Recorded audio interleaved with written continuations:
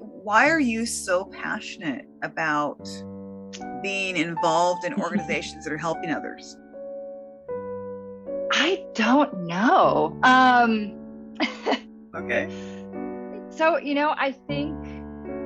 I think it's just always made sense to me. And I think like there's a lot of ways that I'm not privileged, but there's obviously like tons of ways, especially systemically, that I am privileged.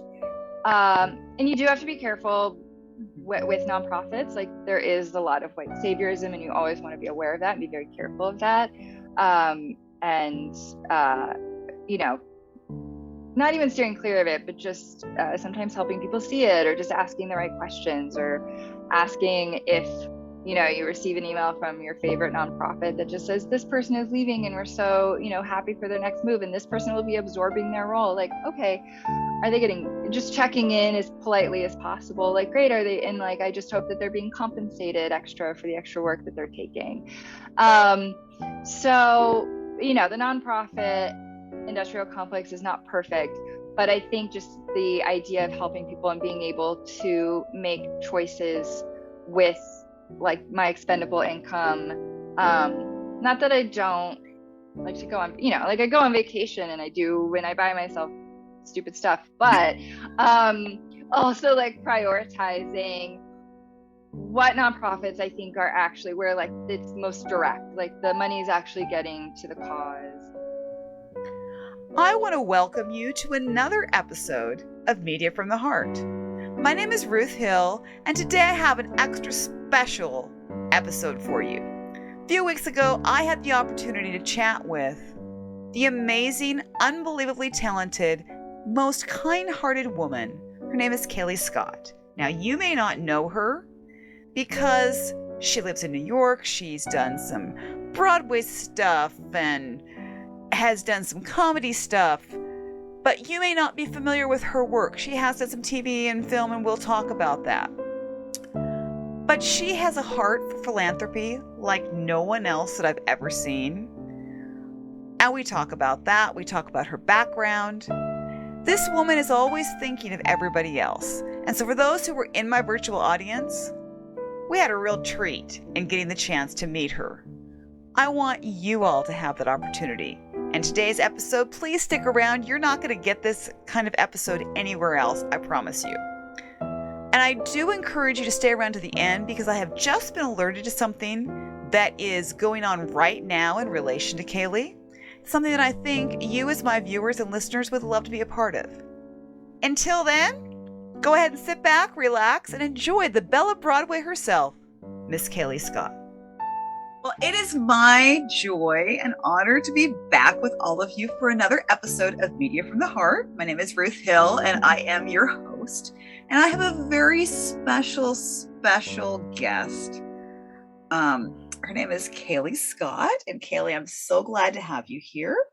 And we also have a virtual audience, so I'm sure we'll be hearing from. But I want to introduce you to Caileigh Scott. You may not be aware of her because she's in the New York area, and she's been doing theater stuff. She has done some other stuff, but let me read you this brief introduction about Caileigh. Caileigh Scott is an actor, writer, comedian, and philanthropist from New York City. The only child of a modern dancer and folk musician, she has been surrounded by the arts, activism, and philanthropy her entire life. A dancer before she could walk, Caileigh initially envisioned a career with the New York City Ballet, but at the age of 12 was cast in her first professional stage production, and the acting bug bit. Standing 5 foot 10 inches tall by the age of 14, Caileigh also began modeling, walking in New York Fashion Week, Los Angeles Fashion Week, and Rock the Fashion for VH1's Save the Music, as well as appearing in numerous print campaigns.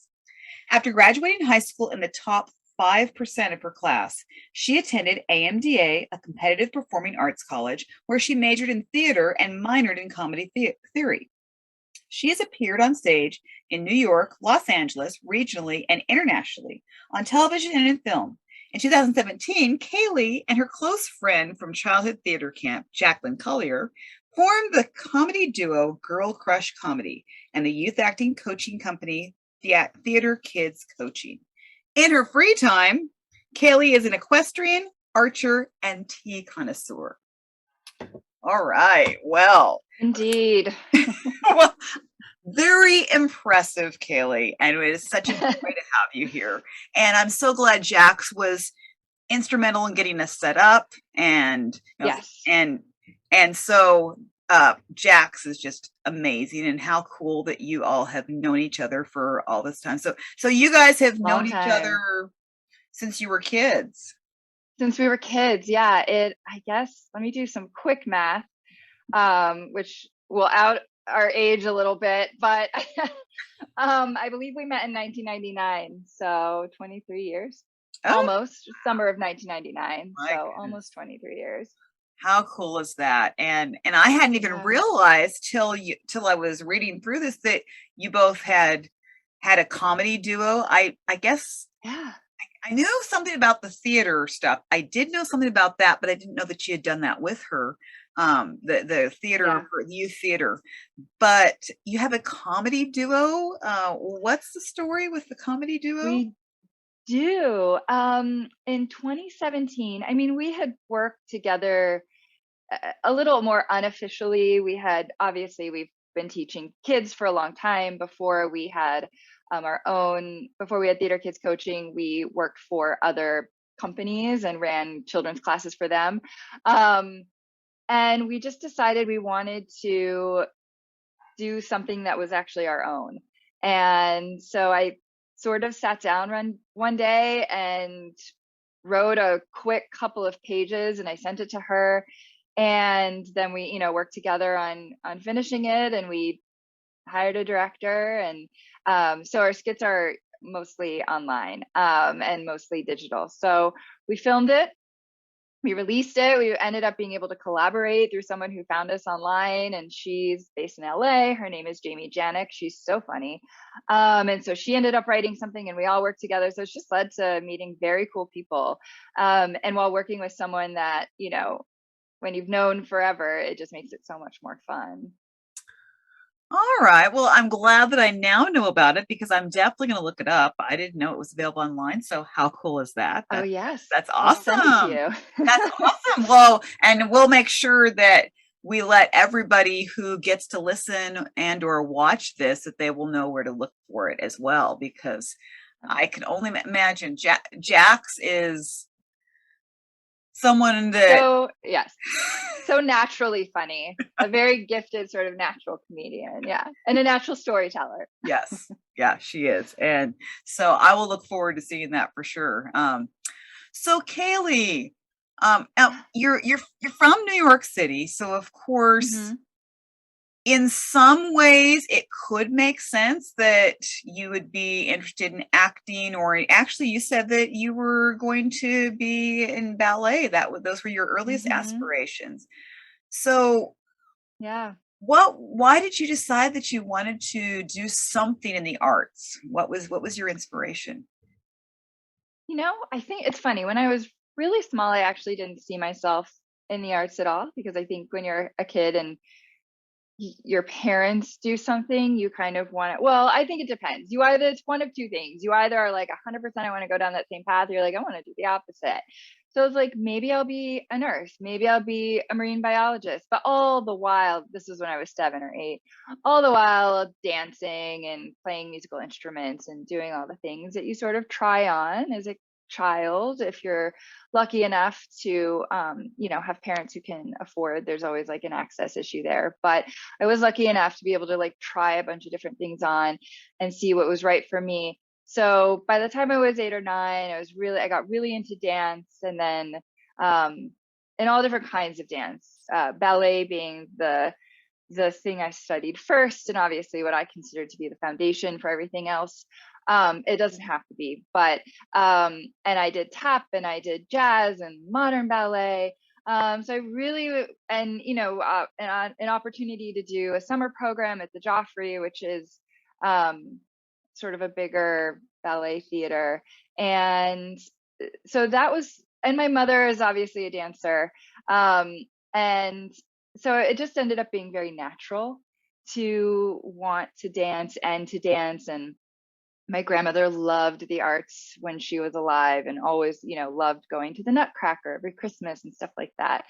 But yeah, when I was 12, there was an open call for act for children. It was a children's theater production, like for children using children actors. But they asked for dancers. Like it was a pretty open call. So I went to the dance call, bombed it. Like the least coordinated day of my entire life. Like basically tripping over my own 2 feet. And I was like, well, no, like this is going nowhere, but that's fine. And then the director said, did you want to read some sides and audition for another like a speaking role? And so that's sort of where the road turned. I see. Okay. Well, I took ballet once upon a time and I couldn't stand it. It's very painful. Like you just hold muscle groups for like extended periods of time. I had a really great, when I first took ballet, I had a great dance instructor. She was really nice. I was like, 5 years old or something like that, 4 or 5, I can't remember exactly. And so I remember that I really liked my first teacher, and then she left. I think she actually got pregnant, if I remember right. I think she was left to have a baby. And so then this guy came on, and I did not like him. He was just too, I don't know. I remember him just being very bombastic and just not who I needed at that point. And so I was really glad to leave that. And then the next year, my mom's like, okay, do you want to keep taking ballet or do you want to take piano? And I'm like, piano. I'll take piano. It's like anything. I don't want to take ballet. And so I grew up very uncoordinated. I actually took a dance class because the way I got to go to New York the first time was because I was a part of a show choir, and I took dance lessons so that I could be a part of that. And that's how I got to see my first Broadway musical. That was back in 1992. Okay. And I was able to see Phantom of the Opera, and we were involved in competition, and we won the competition. So that was really cool. So those are like that. So I always wanted to be on Broadway. Not always, but from that point on, I should say, I always wanted to be on Broadway.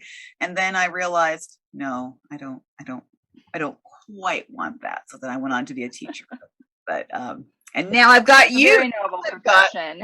You're a person that I get to interview with that. So your story just kind of made me think of my story, and that's so great that the acting bug bit you, but you have the dance stuff. You've taken tap too. I took tap as an adult. That was an experience. I think it's so fun. Yes. I think with anything, it sounds like I think a lot of times dance teachers don't have perspective. And if it's a very serious program where every child in it is actually like, I am super focused and I want to be a dancer, that's one thing. And they're still kids. And I think there has to be room for that. But I think a lot of times, even in adult classes I've taken at Ailey, some of the teachers are amazing and they get like, it's just adults trying to stay limber and like maybe learn something new or just like have fun. Like the whole point of a hobby is to have fun.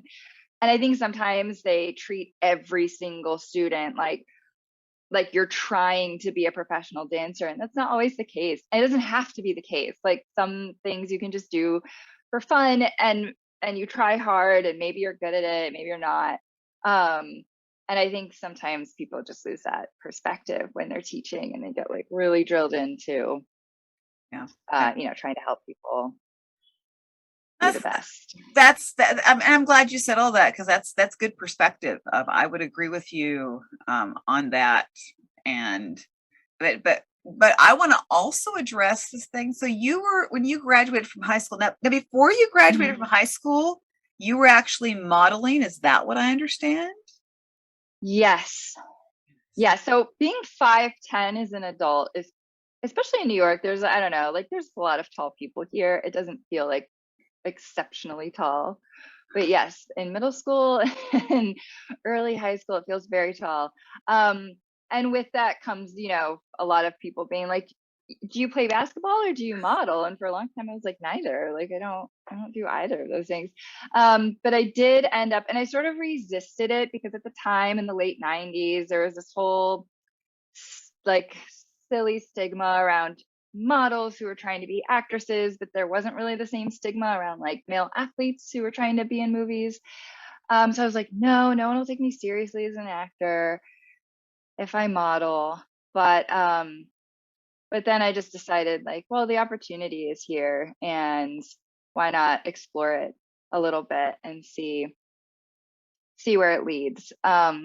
And fashion is very fun, and it's like a very fun form of creative expression. Like to this day, I think it's such a fun way to, like you can step out the door and sort of like depending on what outfit you put on, you can just be someone totally different. And I think that's super fun about fashion. So yes, but I started modeling when I was 14. I was already 5'10". And then I continued on and off. And I'll still do it sort of for people I know, but I continued on and off until I was like 30, 31. And then I was like, I gotta get out. Well, yeah, 5'10". I'm trying to think of, I don't know a lot of women that were that tall. So that's Yeah. really, and not that it's a bad thing. I mean, that's Yeah. I'm sure there are drawbacks to being short. There are drawbacks to being tall. I know. And I was just talking to a friend who's I think 5'3" about this, and we were like, if you are sort of on one end of the spectrum, people talk to you a lot about it, and it's like the one thing that you're A, probably insecure about, and B, can't change. Like if someone's like someone said to my friend, like, oh, you're so short, she had to do public speaking. And she was like, I mean, I can wear heels. Like, I don't know how, I can't fix it any other way. Like, it is what it is. And someone said to me something about like being a little too tall for something. And I was like, I can't make myself shorter. True. Exactly. I mean, because hey, Brooke Shields is tall. She's sometimes taller than her co-stars. Exactly. And Yeah. and they stand on an apple box and it's fine. That's right. So big deal. No, that's not something you can change. So it's almost the one thing you can't. Like anything else, if you really want to, if you're super insecure or people comment enough and it just gets to you, you can change. Like your nose, you can change, your hair color, you can change. Like there's so much you can change if you have the money to do it. But yeah, you really can't change your height. Yeah, exactly. It is what it is. So you graduated the top 5% of your class. Now that, I think that is truly impressive. I graduated from with honors too. So I mean, I was like towards the top of my class. So I know I know how that. So when I read that, I was like, oh my goodness. So she's, not only are you artistically talented, but you also are a gifted student, it would seem. Yeah, I mean, it's work, especially toward the end of high school. It's kind of easy. Yeah. I think a lot of times, and then all of a sudden you're like, ooh, trigonometry, yikes, because you start to be like, oh, I'm much better at like literature and history than maybe the STEM fields, especially, now there's so much work going into helping make sure that young women and young girls of color are like being exposed to STEM and have access to it. But in the 90s, that was not the case. So yeah, it's definitely work toward the end, or at least it was for me, to kind of keep the GPA where I wanted it to be because of just, the both sides, the things that came very easily and almost took no work, and then the things that I was like, ooh, good thing I'm not trying to go into this. I hear you on that. Yeah, not good at it. I understand. I struggled. I still kept A's and stuff, mostly in math, but I struggled through. Yeah. Yeah. So I hear you on that. Same. It was effort. Like it wasn't what it once was. Like there was just a turning point where all of a sudden, like I actually had to study. Yeah, I hear you completely. So That's a bummer. when you were going off to college, then did Mhm. you know that you wanted to definitely pursue I mean, it would seem like you were wanting to pursue a career in the arts. Is that correct? Yeah. I actually I debated going to a college that just had really strong arts majors, but also did other things, more of a liberal arts university. But I ended up going to a college that there's only performing arts degrees. So dance degrees, musical theater, acting, stuff like that. So that's where I ended up going. So sort of like, are you limiting yourself in some ways? Sure, because on paper you may not have like a well-rounded degree. Um, but I sort of felt like I think a lot of college, or it's good for a lot of people when they go to college, if they're able to go to college, is especially if they're not quite sure, is like all the access to all the different kinds of classes, because then you can figure out what it is that you like. Um, and we're also like asking 18-year-olds to know what they want to do with the rest of their lives, which is completely ludicrous. Yeah, Like I agree. we all constantly reinvent ourselves. But I was like, I know what I want to do. And it's not like they didn't have integrative studies. It was just all very focused around theater. So when we would study history, it would be um, elements of world history and then how it influenced playwrights like Ibsen, Strindberg, Chekhov. And so that's sort of the lens that we learned other subjects through, but we did have them. Okay, I understand. And well, it's great that you were able to get into a college like Yeah, that, and to be because I know not everybody goes the same path, not everybody has the same opportunities for for various yeah, things, and so that's exciting that you were able to do it. Sounds like it was a great experience. And yeah. so from there, um, is is that then how you got involved in doing professional theater? Is that how that happened? Yeah, after I graduated, I went for 2 years, took a little time off, and then completed the degree in LA. They have a Los Angeles campus, so which is super helpful. That one obviously focuses more on film. Um, I ended up doing summer stock, which, for those who aren't familiar, is basically a regional theater that uses actors primarily from New York, but sometimes Chicago, but more of like what they would call a major market, and like imports them to the town. And you spend your summer there doing usually multiple plays, sort of in rep.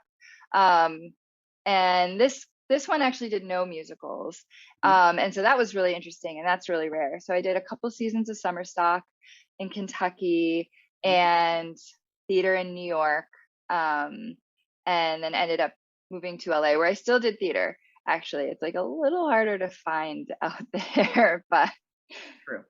Yeah. but it's still there. Well, that's actually that's so no musicals for summer stock. That does seem unusual because I know about summer stock, and I'm always thinking they're always doing musicals. At least they some at least.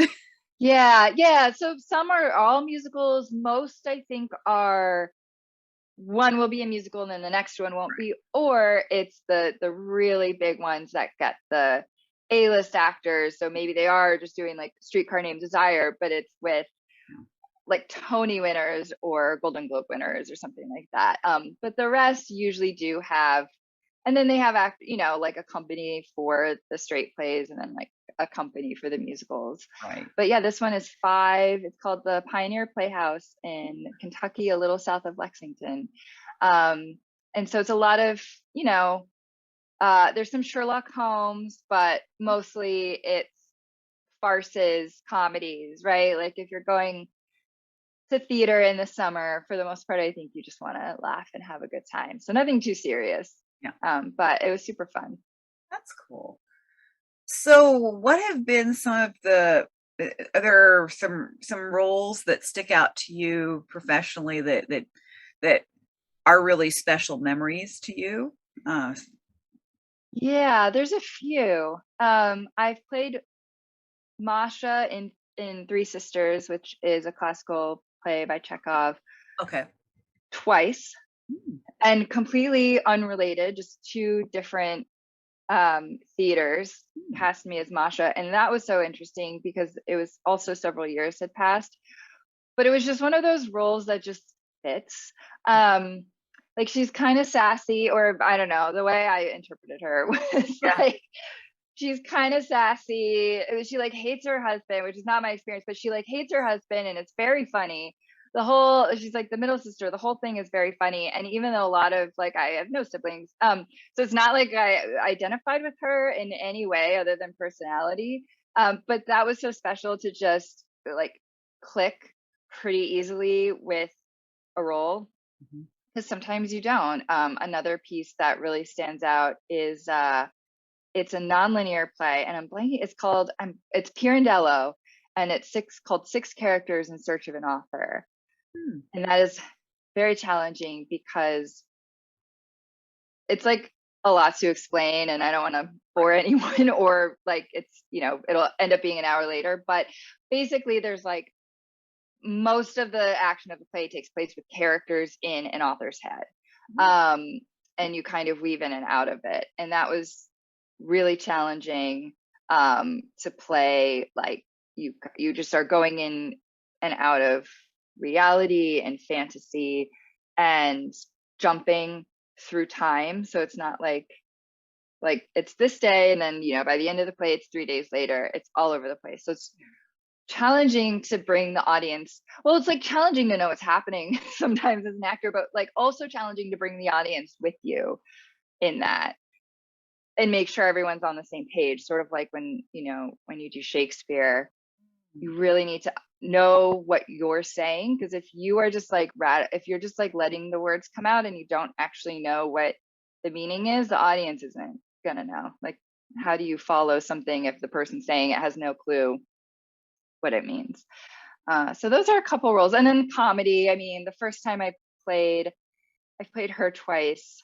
Uh, when I was about 19, I auditioned for Twelfth Night, and I really wanted Viola, who's like um, the lead. There's sort of, there's four main characters, but I would say Viola is the lead, and then Olivia is like a bit more of the comic relief. She's a little more supporting. I really wanted Viola. Helen Hunt played Viola at Lincoln Center in 1998, and I saw her. Yeah. And this was like only a few years later, so I really wanted it. And I got Olivia, and you can't be too disappointed because you got something, and like still a really good part. So you can't like let anything really take over. But I was like, oh, like I wonder why, I wonder why I didn't get Mm. Viola. Usually people think I read older than I am. Mhm. And then as Olivia, the first time I heard a laugh, like just in the rehearsal, I was like, I might like doing comedy because 12th Night is a comedy. Right. And it was so addictive. And I was like, oh, I could never be a stand up, but I get it. Like in that moment, I was like, oh, I see why the laughter is very addictive to Right. people. Wow. So I know that you've done musicals, and I think that you've also done some film and or TV work as well. Um, Hmm. so with musicals, are there musicals, are there roles that you have done, or maybe even roles that you hope to do? I don't know exactly where you are You in that. know, I at this point, maybe it would have to be like a pretty big theater. Like, you can play a lot younger in theater because there's so much room. Um, but I've always wanted to play Millie in Thoroughly Modern Millie. I saw Sutton Foster do it when I was a teenager, and I was like, you can't really tell here, but like, I'm tall and pretty, like straight up and down. Like I was like, I have a flapper body type. That's all I want to do. I don't know that I have the pipes. That is like a pretty intense, like belty vocal role. But I've always thought it just looked like so much fun. And I was like, I have the like they do in musical theater more than anything else, like they do typecasting. And I was like, well, I wouldn't be what they would call typed out, which means before you show them any of your talent, they're just like, you, no, thank you. Like, thank you, but no, thank you. You can go. And I was like, that wouldn't happen. Like, I would get through that round. Right. For sure. Just based on like having a flapper body type.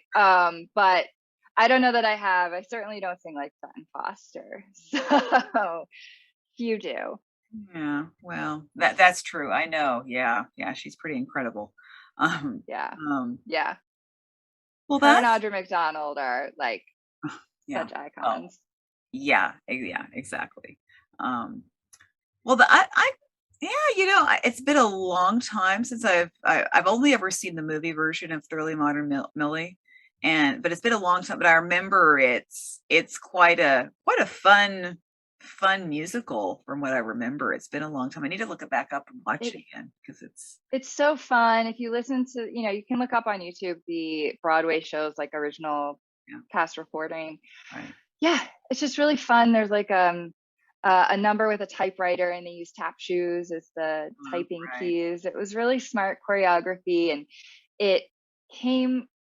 I forget when it actually premiered on, but anyhow, it was out right around the time of 9/11. So I think everybody just flocked there because it was so happy, and so joyful. And, you didn't really want to go see something serious. It was like the producers and Thoroughly Modern Millie were sort of the two big ones Yeah. that autumn.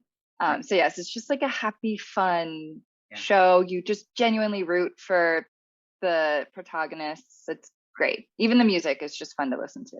It is. It is. Well, and then I know that in your bio it says that you've done some TV and film work. Hmm. So can you fill us in a little bit on what that work has been consists of? Yeah, I've done. I got to do SNL, which was very fun, and I had such a great experience. This was 2017, I think. Maybe also in 2018, because once you do it, like they kind of bring you back. So that was very fun. And my favorite part about that was like an ex-boyfriend texted me about it, and that always feels really good when, to be quite honest, when like someone who's not in your life anymore is like, wow, cool, like saw you on SNL, and you're like, yes, you did. But that was just such a fun experience. It's a long day. Like it's the pre-tape. So when you see like the commercials and the parodies and stuff that they do, I've never done a live show. I would love to, but I've done a couple of the pre-tapes. So those are taped the Friday before, and they tend to be long days because they have sort of the time to actually do multiple takes and get those really solid. And yeah, I've done a couple. I've done a couple pilots, which are TV, like the first episode of a TV show, and just different spots on, different series, mostly in LA, Mhm. and different films of various lengths. I got to work with Shia LaBeouf, Oh, and Jim Gaffigan, which was very fun, and it was like very secretive, to the point that a boyfriend at the time was driving me to set. This was in LA, and I really had very few details about the project. It was like a 6 a.m. call in the valley, and he was like, "Are we sure this is legit?" And I was like, "I think so. Like I got it through. It's my agent, but you never know. Like they can sort of be bamboozled too." And mhm. he's like, "Okay. Call me if anything's weird. Like maybe I'll stick around." And it was just super. This was a 2012 maybe. So I think they were just trying to keep it under wraps so nobody, said anything. But yeah, I got there, and it was like a short film being directed by Shia LaBeouf, and I was like, oh, okay, the secrecy all makes sense now. But that was super fun. Just a fun sort of unexpected couple days that ended up happening, that started like, very typical of the entertainment industry, where you're like, is this a trick, or is this like a very legit job? Like so many times you truly, like, it could be either or. Yeah. You just Oh, don't know. wow. Well, and I know as stage actor, or even just a regional actor, because I mean, yeah, New York, I know there's things that film, they're not saying that there's not, but when we think of filming, we're thinking of, okay, everybody's out in LA, and then lots of times you hear about they just, but I know regional acting is, there's a lot more opportunities than there ever were before, and of course I think the pandemic has opened up a lot more opportunities. But Yeah. I have heard from a lot of my friends who love theater. They love doing theater, but they say they just struggle to make a living as a theater Yeah. actor.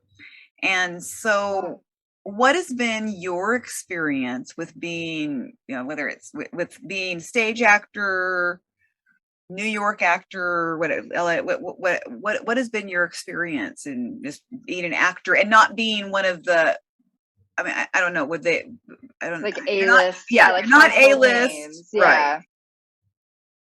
Yeah, theater is definitely more challenging to make a living at consistently. The folks that I know who do it, even then, even if you're on Broadway and you're not a Sutton Foster or an Audra McDonald, um, you're definitely getting paid more than a lot of theater actors, for sure, especially if you're in a long running show. But a lot of folks I know who are, making a living, or who are making a living on Broadway when the pandemic, like exclusively on Broadway, when the pandemic hit, I mean, it was a living, but it's not like there was a huge safety net.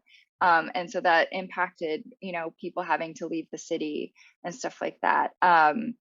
So I think for me, and I think for a lot of people, you have to toggle back and forth because there is just more money in film and television.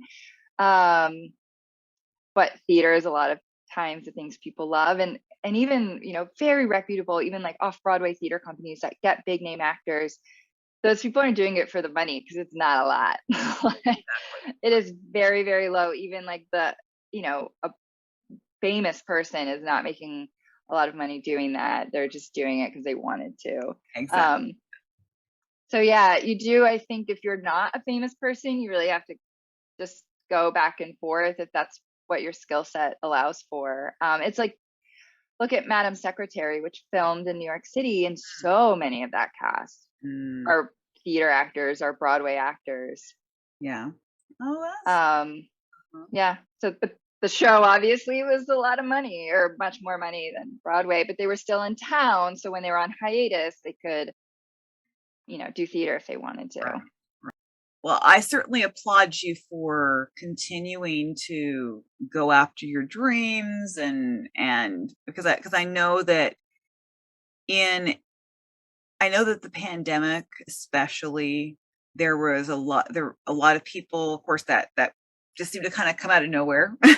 None of us could have really planned necessarily. We didn't know that 2020 all of a sudden, it starts out okay, and then it's like, oh, what happened here, and everything's and all and yeah, I certainly applaud you for continuing to pursue your dreams, stick to your dreams, find ways to make it work. And I think that shows a great deal of determination on your part, and I think that's fantastic. So Thank you. kudos to you, definitely.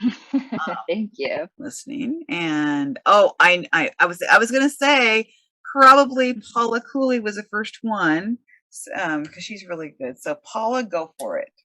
Hello, I got my book. I love it. So I love Broadway.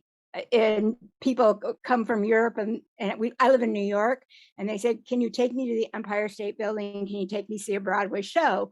I says, yes, but I live in Buffalo, and it's an 8-hour train ride. Right. Yeah, it's not close. It's not close. They think it's like next door. I can look out my window and see the Statue of Liberty, but it isn't happening.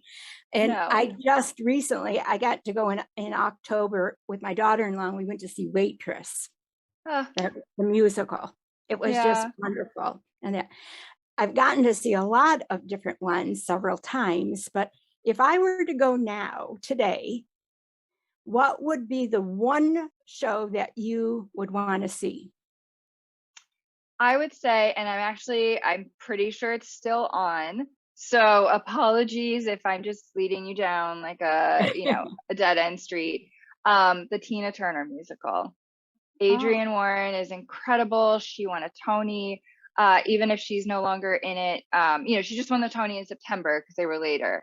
If she's no longer in it, whoever's in it is amazing. I would say go to that. If Adrienne is still in it, 100%, absolutely, she's phenomenal. I would say that. If you've seen it, let me know. But I think, especially if you love the movie, Moulin Rouge is super fun. It's a little more Vegas-y, I would say, than Broadway, but it's like a spectacle as it should be, because that was the point of the Moulin Rouge. So those are two that I would say. And then Hadestown. Hadestown is amazing. My friend Kimberly was in the original Broadway cast. She's now on tour with the show. So if a tour comes near you, go see it. Say hi to Kimberly.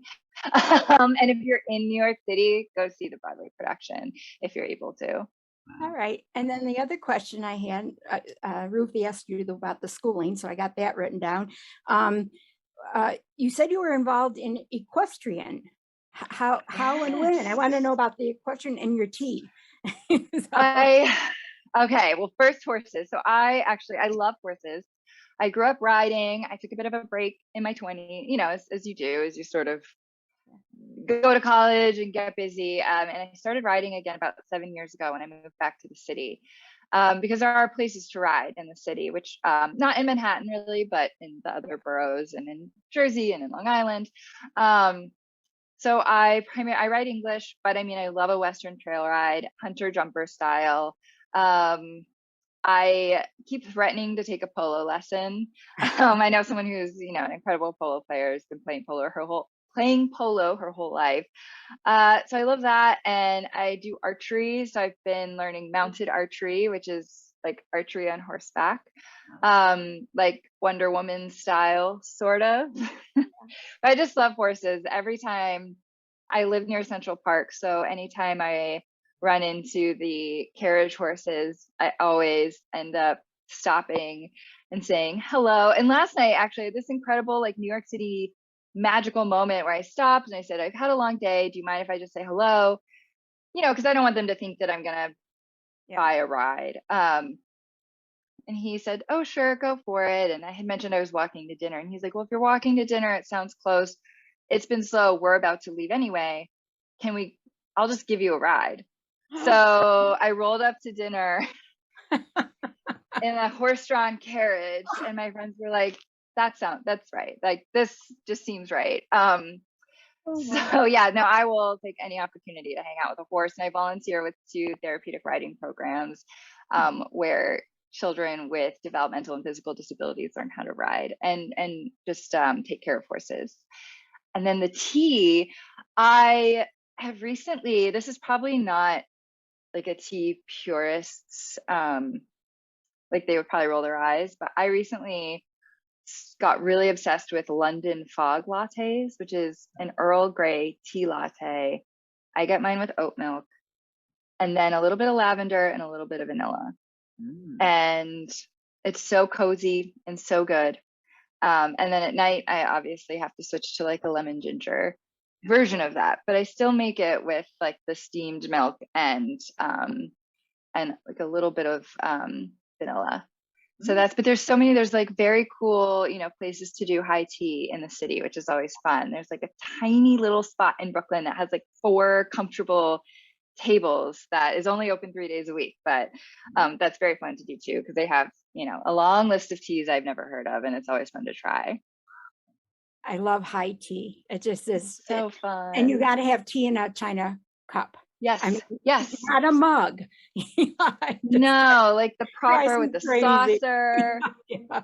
Yeah. High tea is fun. Have you done high tea at the Plaza? Have you ever done that? I haven't. I would love to. Treat yourself. Next time you're here, treat yourself to high tea at the Plaza. It's okay. I would love quintessential. That's a dream. That's one of those dreams. So yeah, I will try that. So yes, you should. Wonderful. Thank you so much. Thank you. Well, I'm gonna remember that, since I'm gonna be in New York. Of course, I don't know if my daughter would be up for tea. She doesn't drink tea or coffee. They bring out the whole stack of the food and all the macaroons and all the treats. So there's that element to it. Okay. Well, I might talk with her about it and just say, are you interested? Because it sounds like so much fun. I don't know if she ever read the Eloise books, but it's sort of like themed around that a little bit. Otherwise, there's really good desserts, like mini desserts. Okay. If there's good dessert, I might be able to get her interested then. We'll see. We'll see. You never know. She'll have her first year of college done, so you never know where exactly she'll be. But no, that's great. Right. And this is what I love. So Paula, thank you for that question. I love the fact that we bring people on with questions, because then it's like we find out things that we wouldn't have normally talked about. So that's great. So I wanted to make sure that we talked about the whole philanthropy thing, because of course that's a big part of who you are. It's what you grew up with. Philanthropy has been a huge part of your life. And I know you've touched on it a little bit here and there with the horses and with other things mentioned here and there. But if you could just tell us some of the organizations that you're really passionate about working with, that'd be great. Yeah. It's so hard to dial it down because there's so many. I really love, I'm really passionate about women's rights and leadership. So organizations like the Ms. Foundation and Vital Voices, especially because they really focus on, and especially Ms. Foundation, but they really focus on grants to smaller organizations that are actually like in communities. So it's the folks in that community, because whoever is experiencing the problem is the best person to solve it.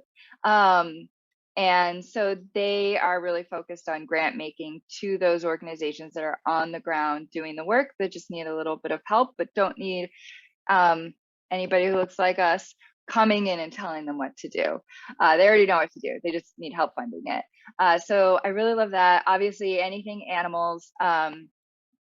Sheldrick Wildlife Trust for elephants is a great one to help save African elephants whose population is really dwindling because of the ivory trade. And to the point that actually elephants are now evolving without big tusks, which is so sad. There's not a lot, they're trying to track how many are actually left that have big tusks, which hopefully just means like they will be able to thrive longer, because evolutionarily they are it's just very clear that the ones who have them aren't surviving, and so the ones who don't are the ones who are surviving. So it's very sad. But Sheldrick Wildlife Trust works to, and there's a few others, but they really work to raise orphaned elephants and sort of reintroduce them to a local herd. So the goal is not elephants living in captivity, but elephants flourishing locally. So many horse organizations, but the two that I volunteer with in the city for therapeutic riding are Flying Manes and Gallop NYC.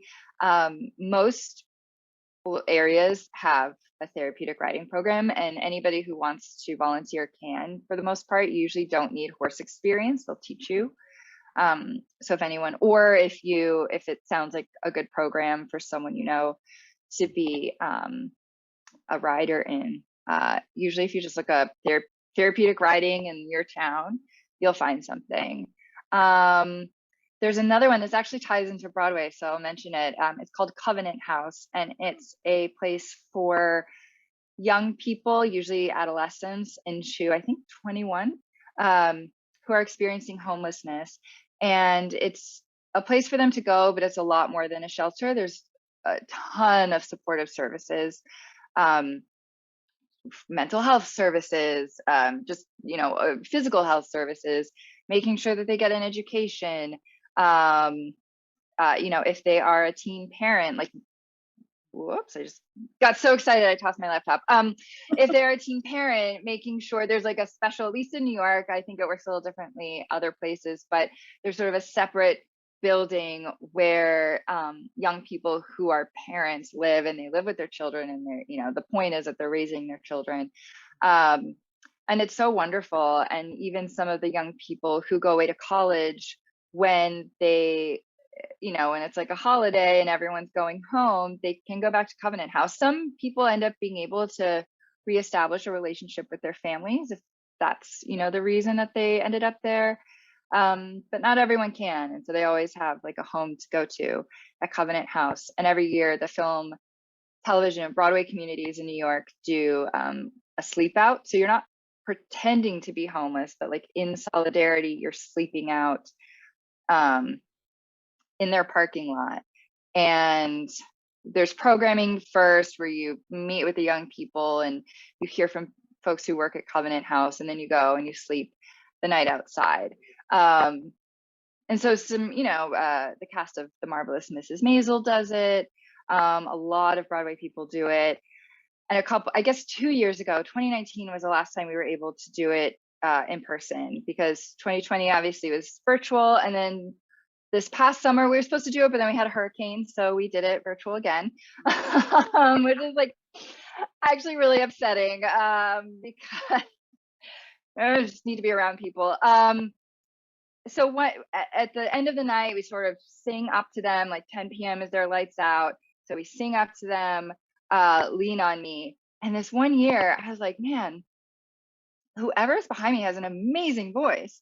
And I was like, I mean, of course, like they're all Broadway people. So I'm sure like everyone's a singer here. And I was like, wow, that voice is so good. And I didn't turn around. I didn't really think, I was sort of focused on just, experiencing my own moment. Mm-hmm.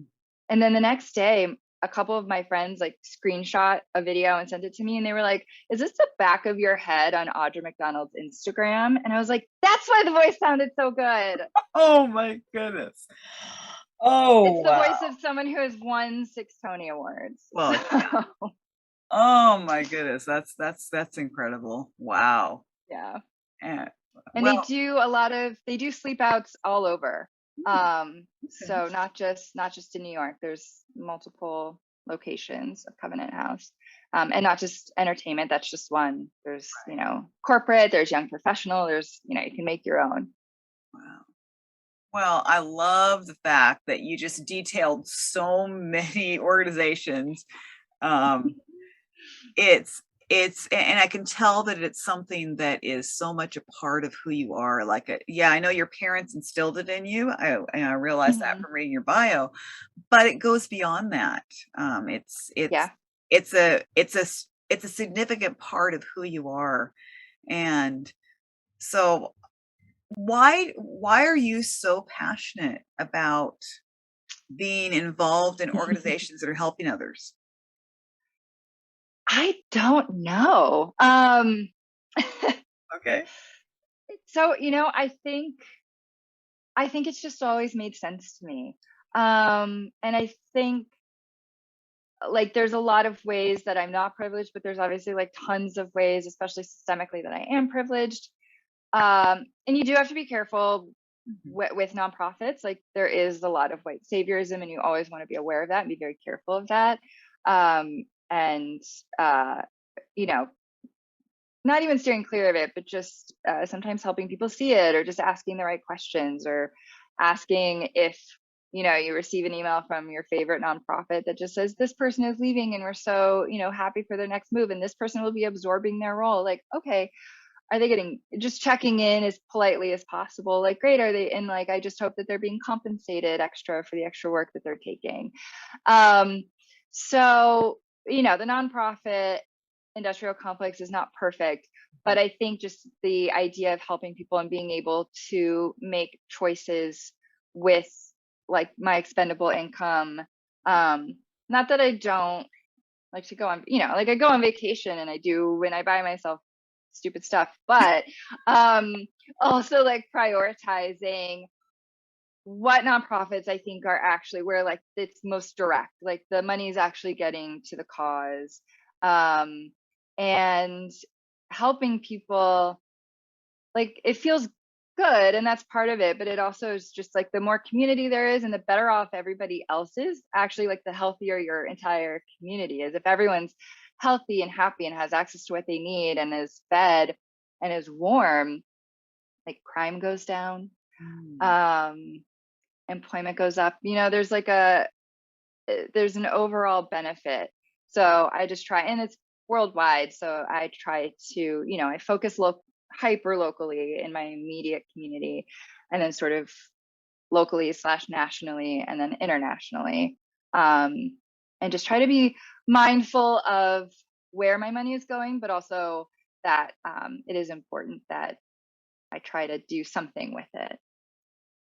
Well, I appreciate you explaining all that, because you gave some great tips there that I wasn't even looking for, that I thought, man, these are awesome. As because sometimes it's so easy. I know I've had the experience too. It's so easy. There's a cause out there and you think, oh, is this legitimate? Is it real? And, we need to check them out before I start donating my money, because if it were up to me, I would just start donating money without even thinking lots of times, because it's like, right. Oh, they're struggling. I want to help them. I've got the money. Exactly. I want to help them. And then but then I have to stop myself and say, okay. And so, yeah. So I love the tips that you shared. Those were awesome. And I love that you said it just makes sense. How simple is that? It's not like you're trying to do it for any other reason than it just makes sense. You're helping other people. You're helping people. We're living in a community. We're not just an island. We are not. Yeah, exactly. So that's awesome. You answered that question more perfectly than I could ever imagine. So thank you, Caileigh. It was awesome. Of course. Well, thank you for asking it. Yeah, it's just, the one thing I'll add is it's the little things. Like the charity Shelter Wildlife Trust that I mentioned, they hire people from the local community. So you cannot volunteerism there. You cannot pay as a person from America without the skills to help to go play with the baby elephants. You can, when you give money to them, you're helping the elephants, but also they are employing the local community, which is such an important thing for me to think about, because they have the skills and they also live there. And so this is an issue that affects them really directly if their ecosystem is impacted by a dwindling animal population around them. That's really good to hear. That's really good to hear. And, sometimes our audience has lots of questions, sometimes they don't. But either way, that's okay. If anyone has a charity that we should know about, also. Oh, that's actually really good. Yeah, and chime in. That's really good. Yeah, and maybe if they don't have it right with them, they can always send it. We can. I'm happy to post about that in the group, and I will definitely link to all of the charities that you mentioned. I want to be sure to link to all of those when I post this our podcast here. And so to wrap things up, then, in your free time. I know that you've mentioned these things, and I know the equestrian and the tea and all that, but are there any other activities that you really enjoy in your when you do have some free time, some downtime? I love reading, and I just on a day under my weighted blanket, reading a book, just away from the world. I do love reading, primarily fiction, usually rom-com style or a mystery, something that, not that I don't like other types of books, but if I'm reading, it's probably more escapism. So that's what I like to do. I do like skiing. I can't say I'm great at it. I'm not terrible at it. I have a fear of heights. So there's the whole thing to overcome with that. Wow. But I do think it's fun when I actually, get past the part about having to take the lift super high and looking down the mountain. I don't ski. I read, but I don't ski. But I don't ski. Ice skating too. I find that a very fun winter activity. Oh wow, that's cool. Well, hopefully one of these days, maybe Hallmark will decide to put you in a movie, or maybe you'll get to do a rom-com. I'm ready. I know you're ready. I could tell. I've earmuffs and ice skates. I think Christmas comes every year, sometimes twice in July. That's right. That's right. I see it. I see it. And so hopefully one of these days, Hallmark or GAC or somebody will reach out and say, yeah, Caileigh, come join us. And I know I have a small town life fantasy. I have a farm life fantasy that I I'm happy to fulfill on screen until I can buy my own farm and live on it. So, all right, ready. Well, that sounds like a really great way to end things, Caileigh, as we talk, as we're wrapping up here. Thank you again so much. It was great talking with you. If any of you in the audience want to just unmute and thank Caileigh, you can do that. Thank you for answering your questions. Of course. Thank you, Charlene. Thank you, Paula. Is there anything on the horizon that we could see you in? Oh, that's next? Good question. Where will we see you next? Well, it's so funny because there's something, but I have no idea if or when it'll ever see the light of day. And that would probably be possibly the next thing. Other than that, Jackie and I are working on some stuff. So, So Jax and I have some things in the works, so it might be more that. And then if the other thing ever comes out and I can talk about it more, I will. And if it never sees the light of day at a certain point, I can still talk about it. Okay, that sounds good. Charlene, I'm so glad you asked that, because I had been remiss in asking that. So that's why I rely on my audience too, because sometimes I forget to ask things, and they'll jump in and say, "What about this?" So thank you so much. All right, thank you again, Caileigh. It was awesome getting to meet you here, and thank you to my wonderful virtual audience. You all are amazing, and thank you again. Hi, everyone. All right, bye. Well, I don't think there's a whole lot that I need to say, because Caileigh's so fabulous, and she covered so much and shared so much of herself. But what I want to do is I want to tell you about something that's going on with Caileigh right now. Her friends have organized a special GoFundMe account in honor of her, because right now Caileigh is experiencing a diagnosis with breast cancer. And her friends got together, and I'm going to share that link, that if you're interested in donating to it, you're not required to, of course, but it was something that I thought, wow, I'm so glad I read about this before I released this episode. In addition to that, I'm going to link as many of Caileigh's charities that she mentioned that I can. I'm going to do as much as I can, go and make sure I get them all. And if for some reason I forget one, I'm going to say, please tell me which one I forgot and I'll add it. But I want to thank you so much for taking the time to listen to Caileigh, to listen to this conversation. I hope it was inspiring to you and encouraging to you.